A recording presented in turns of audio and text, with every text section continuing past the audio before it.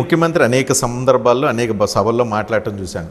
మొత్తం 18,000 కోట్లు రాష్ట్ర ఆదాయం, 18,000 కోట్లు 6,000 కోట్ల రూపాయలు జీతాలకు వెళ్తాయి, 6,000 కోట్లు వడ్డీలకు వెళ్తాయి, 6,000 కోట్లు రొటీన్ మెయింటెనెన్స్కి వెళ్ళిపోతాయి, నేను కొత్త ఏం చేయలేనని చెప్తున్నారు.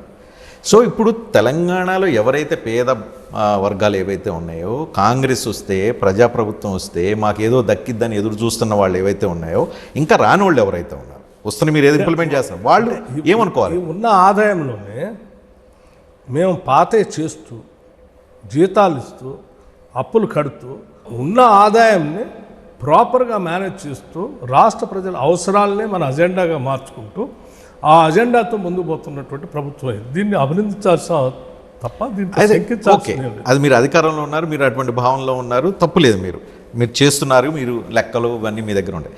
కానీ తెలంగాణ సమాజంలో గ్రామీణ ప్రాంతాల్లో ఉన్న ప్రజల్లో ఎక్కడో ఒక నిర్లిప్తత, ఒక అసంతృప్తి, మనం ఎంతో ఇష్టంతో కాంగ్రెస్ని ప్రజాప్రభుత్వాన్ని తెచ్చుకున్నామే, అనుకున్నంత మనకి ఏం రావట్లేదే అని ఒక అసంతృప్తి, నిర్లిప్తత కనిపిస్తుంది.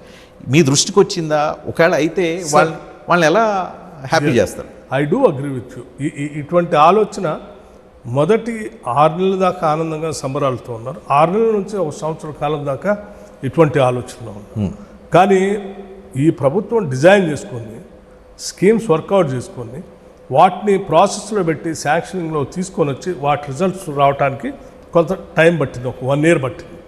ఆ 1 year తర్వాత ఇప్పుడు ఆ ఆలోచన మారి ఈరోజు చాలా సంతోషకరంగా రాష్ట్ర ప్రజలు పర్వాలేదు, కాంగ్రెస్ ప్రభుత్వం మనం అనుకున్నట్టుగానే చేయగలుగుతుందనేటువంటి ఒక సంతృప్తికరమైనటువంటి వాతావరణంలోకి మారిన సంగతి కూడా నేను ఈ సందర్భంగా మీ ద్వారా తెలియజేస్తాను.